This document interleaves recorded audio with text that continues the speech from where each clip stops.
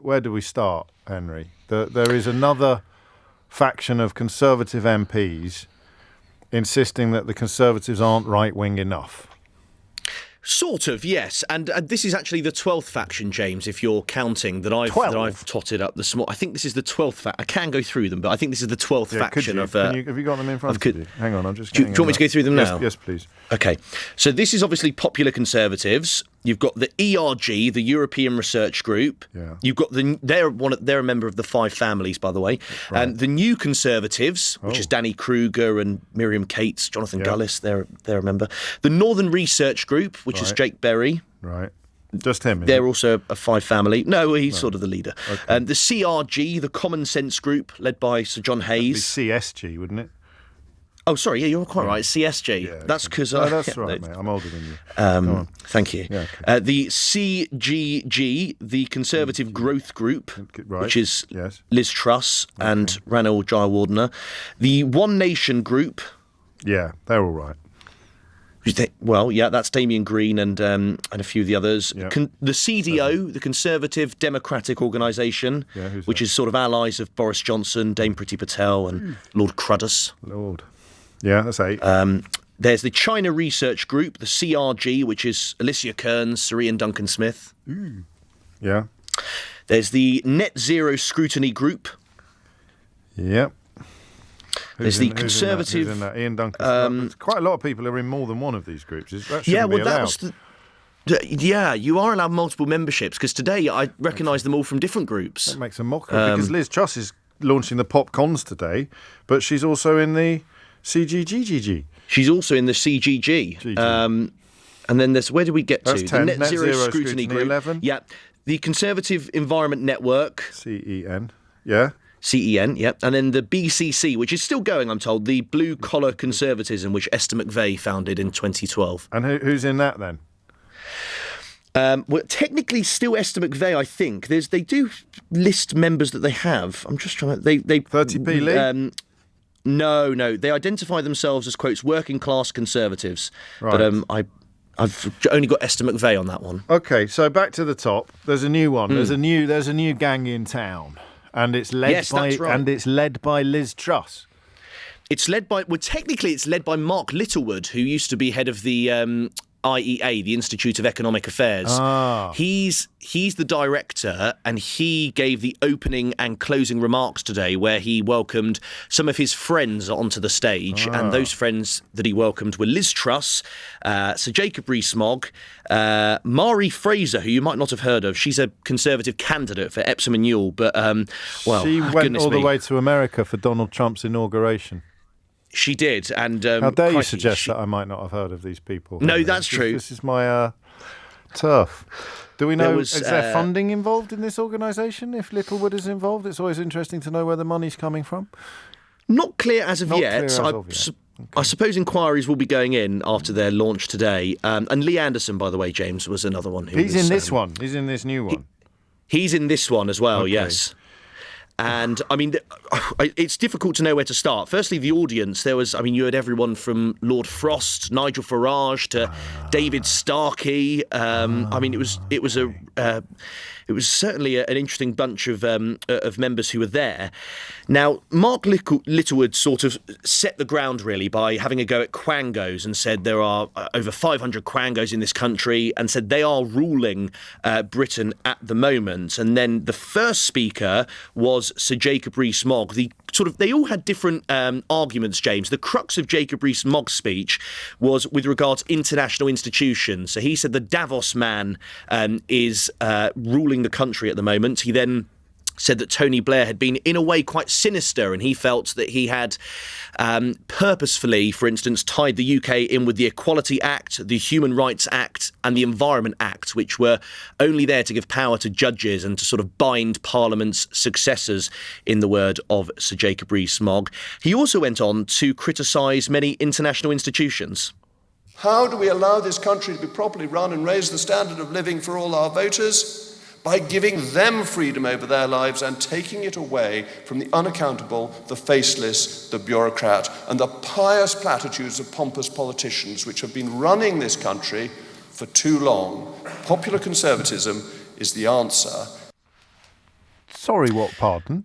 He just... Let's use global player, can we? And rewind that. The pious platitudes of pompous politicians which have been running this country for too long. So Jacob Rees-Mogg is criticising other people for being... The pious platitudes of pompous politicians which have been running this country for too long. Gosh. Yes, and he wasn't referring to himself. He was referring to Sir Tony Blair and many members of the new Labour government, which he pointed out a bit later on. Next on stage, James, at this sort of huge Conservative Glastonbury was Mari Fraser, who is standing in Epsom and Ewell. As you say, there are those comments about Donald Trump in the past. And goodness me, she made some, for instance, came out unequivocally against the smoking ban. She said it's creating a ludicrous two-tier system. She said once one freedom is surrendered, others follow because the state is no Mary Poppins. Let's not forget Nanny on her most monstrous form, which was the COVID lockdowns. Right. And then she said it's time to put Nanny to bed. Did they chant, what do we want? Lung cancer. When do we want it? Now. Was there any of that going on there? Was it? Or no, not? there's a lot of supportive applause, actually, from people in the room for that. Then was Lee Anderson, of course, a familiar face. He said, how many people lie awake at night wondering if we'll get to net zero by 2050, and said there was one Green candidate who he thinks, and no one else lies awake at night worrying about getting to net zero by 2050. Right. He said he's never heard it come up on the doorstep. There was an odd, I'm quoting, by the way, James, there was an odd weirdo Green guy with 20 votes who once raised it with him, he said, and said that people also don't mind where they get their gas from. Said that we should essentially stop the net zero crusade, as he put it. And then Liz Truss was up after that, who got, I have to say, a hell of a reception. In that room of a couple of hundred people, she was treated like sort of... and this is why she never goes anywhere else. A friend of mine bumped into her recently at the Brit Awards, and she was insisting that she is going to be back and she is going to have another go, and anyone who's written her off is because they don't understand anything. And there is the proof that she has found at least 200 people who are prepared to forget the time she drove the economy off the cliff or blame it on someone else, possibly Gary Lineker. Yeah, Gary Lineker curiously didn't come up, actually. Oh. But one thing that I did find interesting, James, with regards to Liz Truss is I got the sense she was rather miffed that whilst she did get a rapturous applause, Nigel Farage took away a huge amount of the attention. And afterwards, what was interesting is everyone was flocking to Nigel Farage as opposed to Liz Truss, Jacob Rees-Mogg. When you say everyone, what do you mean? You mean the people who were there? I mean the people who, I don't mean sort of people on the street, but it's in the people who were there, i.e. Journalists, i.e. members of this new organisation, New Conservatism. Right. And the thrust of Liz Truss's... Popular Conservatism. What did I say? New. You said New Conservatism. Oh, sorry. No, Popular Conservatism. You're quite right to correct me on that. New Conservatism is number 3 on your list. Sorry. But just below the ERG and above the NRG. Thank you. You're right. I did have that on my list. I used to get down to some NRG back in the day. I actually don't know what that means. And then some of the sort of thrust of Liz Truss's speech was... Can we never use the words thrust and truss in the same sentence again, please, Henry Riley? That noted. She had a go at Tory cabinet ministers who she claimed met Greta Thunberg and were pandering to anti-capitalists, and said that the system at the moment, and cited the civil service and quangos, is, quote, actively working to prevent conservative policies, saying it's very difficult to be a conservative at the moment. Right. Are we going to hear any of that? No. Well, no, not at the moment. Thank you. No, thank you. Yeah. Thank you. I was gearing. I thought I'd save you from it. No, I was gearing up for it. I mean, because you say what you like about Liz Truss. She's a magnificent orator, Henry. She certainly gave the speech that was welcomed by members in the room. She certainly gave a speech. So Jacob Rees-Mogg, I think just once more, the short version, please. This is surely... I think, who is it's just got in touch and said, Alanis Morissette, Phil says, I just heard Jacob Rees-Mogg's comments and I think Alanis Morissette just exploded. The pious platitudes of pompous politicians which have been running this country for too long. Who does he think has been in power since 2010? I think he would argue this sort of mostly the David Cameron wing of the party. So he didn't like that? No, he didn't like that. Well, he hated sort of the Tony Blair New Labour movement a lot more. He kept citing... That's more than 14 years ago. And Johnson, since 2019, he was in the cabinet, I believe, for a few minutes, Jacob Rees-Mogg, running the country.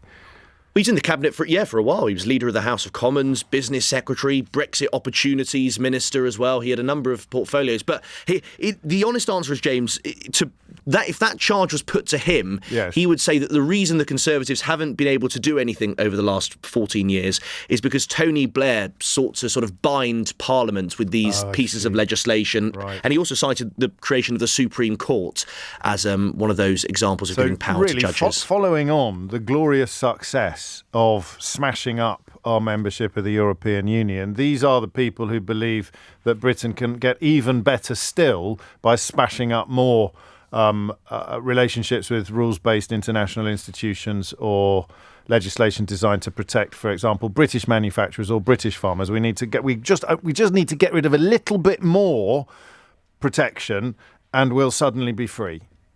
Yes, three main gripes. Firstly, that legislation that you referenced, Equality Act, Environment Act, Human Rights Act. Yep. Secondly, quangos and commissions, said they've got far too big. UK quangos and commissions, Yep. I should add.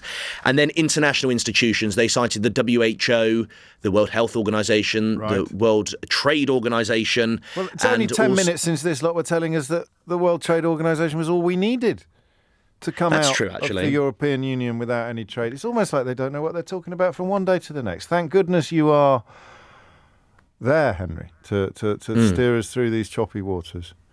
I do my best. In conclusion, what distinguishes the PopCons from the ERG, the NC, the NRG, the CSG, the CGG, the ONG, the CDO, the CRG, the NZS, the CEN and the BCC? Certainly not its membership, because that's quite similar. Well, actually, in fact, I can answer that question because Mark Littlewood cited it right at the start and said the reason we're different is, quote, we're not a loose network of MPs. This isn't seeking to replicate or replace any of the five families. We are working with the Conservative grassroots to achieve conservatism, which is like pushing water uphill at the moment. And did we ever find out why Mark Littlewood left the so-called Institute of Economic Affairs unexpectedly? I'm not sure. No? No, not sure on that.